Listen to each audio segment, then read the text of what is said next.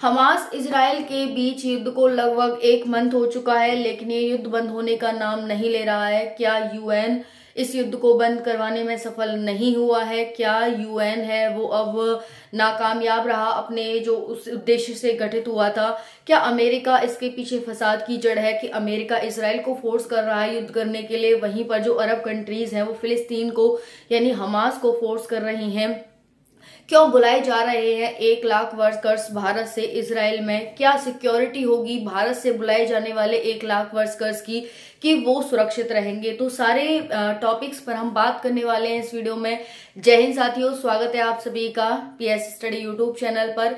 विस्तार से बात करेंगे जो अभी मैंने आपको टॉपिक बताए। क्या कारण है कि भाई ये युद्ध इतने दिनों से चल रहा है, 1 महीना हो गया, अभी तक ये युद्ध बंद नहीं हुआ है, और जो 1 लाख वर्कर्स भारत से बुलाए जा रहे हैं उनकी सुरक्षा की क्या गारंटी दे रहा है इजराइल? क्यों बुलाए जा रहे हैं भारत से वर्कर्स इजराइल में? क्या इजराइल में वर्कर्स की कमी हो गई है? सारी जानकारी आपको इस वीडियो में देने वाले हैं। तो जैसा कि आप सभी जानते ही हैं कि 1 माह से यानी 1 मंथ हो गया है इजराइल और हमास, जिसे हम फिलिस्तीन कहते हैं, उसके बीच युद्ध चलते हुए। तो युद्ध बंद क्यों नहीं हो रहा है? तो इसका सबसे बड़ा कारण है साथियों एक जगह, ठीक है, जिसे गाजा पट्टी कहते हैं।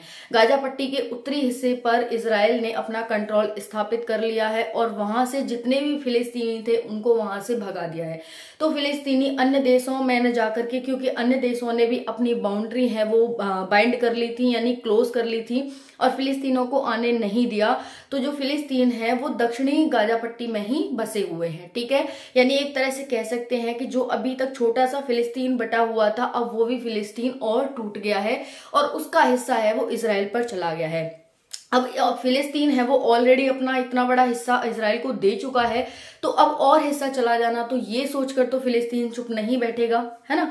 तो एक तरफ से जहां पर इजराइल को सपोर्ट कर रहा है अमेरिका, वहीं पर जो फिलिस्तीन है उसे सपोर्ट कर रहे हैं अरब कंट्रीज, क्योंकि फिलिस्तीन है वो एक मुस्लिम कंट्रीज है और अमेरिका मुस्लिम कंट्रीज को बर्दाश्त नहीं करता है, उनको सपोर्ट नहीं करता है, बल्कि अमेरिका में भी जो मुस्लिम होते हैं उन पर अत्याचार किए जाते हैं, उनको वहां से भगाया जाता है, मारा जाता है। जैसा कि आप सभी ने, मैंने कई बार ये न्यूज कवर भी की है, ठीक है। तो अब क्या है, सबसे बड़ा जो फसाद की जड़ हो रहा है वो अमेरिका हो रहा है, क्योंकि अमेरिका का सपोर्ट है इजराइल के पास। और दूसरा क्या है कि इजराइल अपने आप में 19th सबसे बड़ी इकोनॉमी है दुनिया की, ठीक है। उसकी जो खुफिया एजेंसी है मोसाद, वो किसी से छुपी नहीं है, वो कितनी पावरफुल एजेंसी है आप सभी जानते हैं, ठीक है। बैठी इजराइल में है मोसाद, लेकिन दुनिया के किसी भी कोने में किसी व्यक्ति को कब खत्म कर दे ये किसी को नहीं पता, सिर्फ मोसाद को पता है, ठीक है। तो यही है। तो अभी जो 1 मंथ हो गया है, ये लगभग 11 अक्टूबर से के करीब से स्टार्ट हुआ था और आज 8 नवंबर हो गया है, 1 मंथ लगभग हो गया है। तो इसमें काफी हानि हुई है, जन की भी और धन की भी। अगर मैं जन की हानि बताऊं तो 9700 लोग फिलिस्तीन के मारे जा चुके हैं, वहीं पर इसराइल के 1400 लोग मारे जा चुके हैं। अब बात कर लेते हैं जो बच्चों की मौत है, वो भी काफी ज्यादा संख्या में है, वो है 4800, ठीक है। अब हम बात कर लेते हैं साथियों यहाँ पर कि 19 बड़ी इकोनॉमी है, ठीक है। अब यहाँ पर बात करते हैं कि जो वर्कर्स बुलाए जा रहे हैं भारत से, जब फिलिस्तीनियों की कोई गारंटी नहीं थी कि फिलिस्तीनी वहां पर रह रहे थे, इजराइल में जितने भी फिलिस्तीनी थे उन सबको भगा दिया, तो क्या गारंटी है कि भारतीय लोग हैं वो वहां पर सुरक्षित हैं? आपने देखा रशिया और यूक्रेन के बीच में कॉन्फ्लिक्ट हुआ था, तो वहां से उन दोनों के बीच कॉन्फ्लिक्ट हुआ था, लेकिन भारतीयों की जान पर भी बनाई थी, ठीक है। वो तो भारत सरकार इतनी एक्टिव थी कि भारत ने तुरंत ही अपना अभियान चलाया और उनको अपने देश सुरक्षित लेकर आए, ठीक है। और भारत की इतनी पावर है कि भारत की सुनी गई और भारतीयों को कुछ हानि नहीं पहुंचाई वहां पर, ठीक है। लेकिन यहाँ पर जो इजराइल है और फिलिस्तीन हमास है, हमास हर टाइम गोले दागता रहता है, हर टाइम बॉम्ब चलते रहते हैं, तो क्या गारंटी है कि भारतीय वहां सुरक्षित हैं, है ना। क्या भारत सरकार 1 लाख वर्कर्स को वहां पर भेजेगी? और भारत सरकार भेजेगी भी तो भारत को क्या लाभ होगा?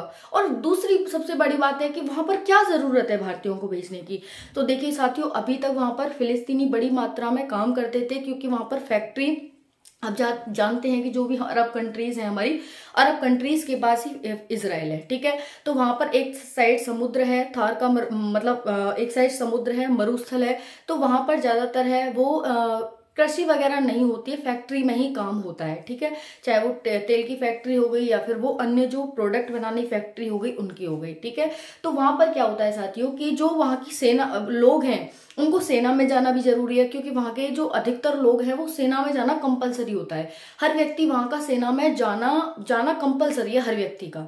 भारत में ये नहीं है, लेकिन वहां पर है कि भाई तुम सेना में अपनी जो लाइफ है वो कुछ ना कुछ तो स्पेंड जरूर करोगे। तो वहां के लोग हैं वो सेना में चले जाते हैं। ज्यादा जनसंख्या भी नहीं है, क्योंकि 98 लाख के करीब जनसंख्या है, तो 1 करोड़ जनसंख्या भी नहीं है। इतनी कम जनसंख्या के बाद भी वो सेना में चले जाते हैं। तो वहां पर जो फैक्ट्री है ना उनमें काम करने के लिए लोग नहीं बचते हैं। अभी तक लोग थे वो फिलिस्तीन से आते थे, लेकिन अब जब ये इसे युद्ध छिड़ा है तो क्या हुआ है, फिलिस्तीनियों को इसराइल ने अपने यहाँ से निकाल रहा है। तो अब वर्कर्स की कमी होगी। अब वर्कर्स की कमी होगी तो कोई ऐसा चाहिए, ऐसे वर्कर चाहिए जो विश्वसनीय हो, कोई धोखा न दे सके। तो उन्हें सिर्फ भारत ही दिख रहा है कि भारत ऐसा कर सकता है।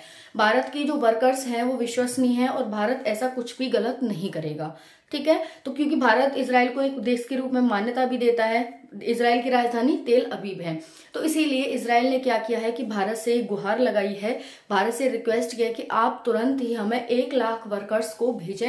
हमारी फैक्ट्रीज बंद हो गई हैं क्योंकि हमने फिलिस्तीनियों को भगा दिया है। तो अब भारत सरकार भेजेगी साथियों, ऐसा नहीं है, क्योंकि हमारे देश में भी आपको पता है रोजगार की वैसे ही कमी चल रही है। तो विदेशों में जब लोग जाते हैं तो वहां से रेमिटेंसेस भी बहुत ज्यादा मात्रा में आता है। तो फायदा क्या होगा कि भाई वहां से रेमिटेंसेस आएगा, दूसरा है कि रोजगार मिलेगा लोगों को, और हमारे देश के लोग विदेशों में जाना पसंद भी करते हैं। आपने देखा है मिडिल ईस्ट कंट्रीज जो अरब कंट्रीज हैं उसमें बहुत ज्यादा जो लोग हैं वो भारत के रहते हैं, नंबर ऑफ लोग हैं, ठीक है। और जो रेमिटेंसेस की संख्या है वो साथियों बहुत ही रिकॉर्ड तोड़ है, भारत में बहुत ज्यादा रेमिटेंसेस आता है। अगर मैं बात करूं तो लगभग 90,000 के करीब, $90,000 के करीब प्रतिवर्ष हमारे यहाँ पर रेमिटेंसेस आता है सिर्फ अरब कंट्रीज से, ठीक है।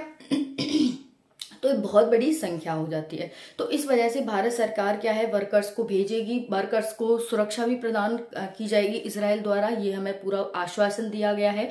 और हमारे यहाँ पर रेमिटेंसेस आएगा, इसलिए हमारी भी मजबूरी हो जाती है। और जो लोग हैं वो भी जाना पसंद करते हैं, तो उनको भी भेजना भारत सरकार, क्योंकि रोजगार तो भारत सरकार को ही दिलाना है। तो भारत सरकार उन्हें सुरक्षा के साथ वहां भेजेगी, वो लोग वहां पर काम करेंगे और वो वहां से रेमिटेंसेस भेजेंगे, ठीक है। तो ये थी पूरी कहानी, क्या हुआ, कैसे और ये युद्ध क्यों चल रहा है। क्योंकि क्षेत्र पर जब कोई कब्जा करेगा, जैसे भारत और पाकिस्तान के बीच युद्ध किस बात का है, इसी बात का तो है, पीओके को। भाई जब भी कोई बात आती है तो पीओके को उठा लेते हैं। तो सब भी जितने भी देशों में लड़ाई है वो ज्यादातर है वो क्षेत्र को लेकर ही है जो पास हैं।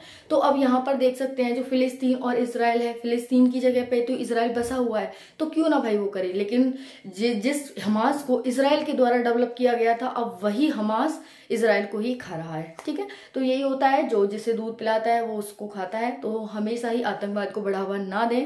और आपके क्या इसमें विचार हो सकते हैं, भारत सरकार को अपने वर्कर्स को भेजना चाहिए, नहीं भेजना चाहिए, जो भी विचार हैं आप अपने कमेंट सेशन में भर के कर सकते हैं, ठीक है। और वीडियो कैसी लगी कमेंट सेशन में जरूर बताएं, एक छोटा सा प्रयास आप सभी के लिए था, ठीक है। बाकी आप मैप देख सकते हैं, यहाँ पर है साथियों, ठीक है, इजराइल यहाँ पर है, ठीक है।